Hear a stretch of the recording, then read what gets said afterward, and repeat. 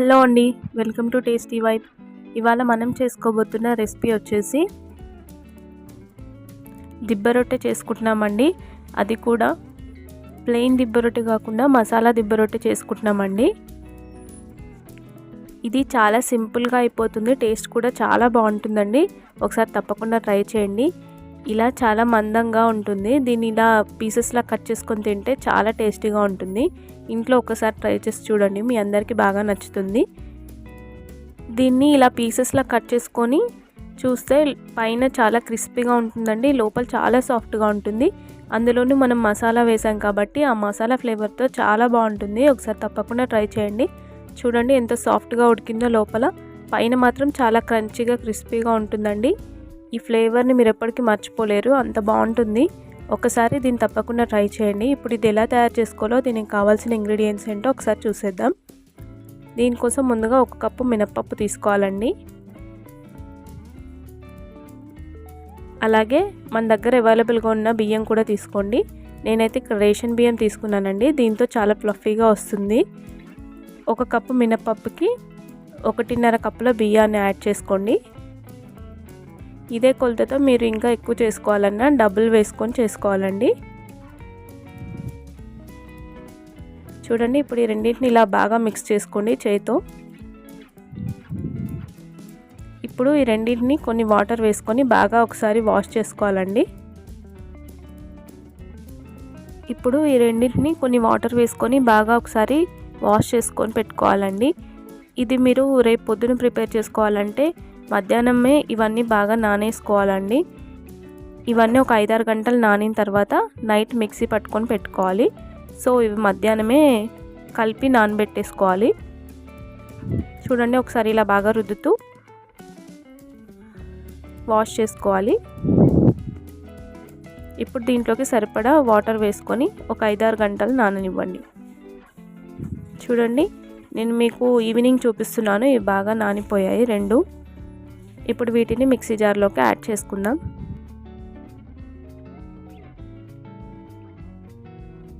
చూడండి, రెండింటిని కలిపి కొద్దిగా మిక్సీ జార్లోకి యాడ్ చేసుకొని మెత్తని స్మూత్ పేస్ట్ లాగా పట్టుకోవాలండి. చూడండి, మనకి ఇలా మెత్తని స్మూత్ పేస్ట్లా వచ్చేసింది కదండి. అంత స్మూత్గా గ్రైండ్ చేసుకోవాలండి. వీడియో క్లిప్లో చూపిస్తున్నంత నీట్గా స్మూత్గా గ్రైండ్ చేసుకోవాలి. చూడండి, ఇలా మెత్తగా రావాలి పిండి. చూడండి, పిండి ఇలా రుబ్బుకొని ఒక గిన్నెలోకి వేసుకుందాం.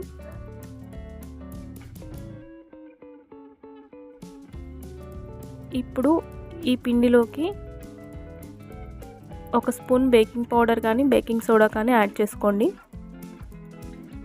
ఇలా వేసుకున్న తర్వాత పిండి మొత్తం బాగా కలిసేటట్టుగా ఒకసారి కలిపి పక్కన పెట్టుకోవాలి.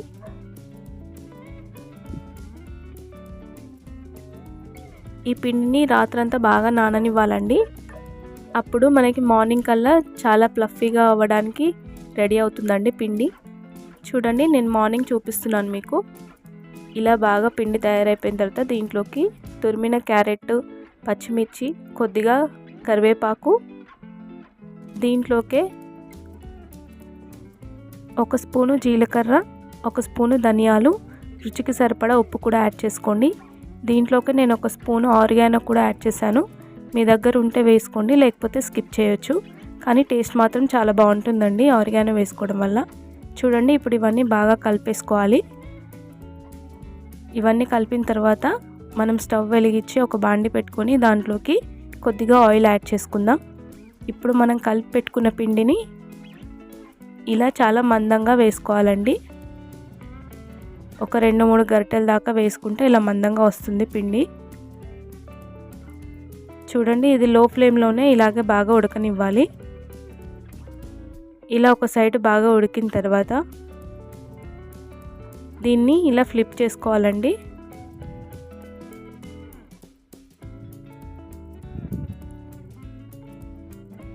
ఇలా ఫ్లిప్ చేసుకునేటప్పుడు చాలా జాగ్రత్తగా చేసుకోవాలి, లేకపోతే విరిగిపోతుంది.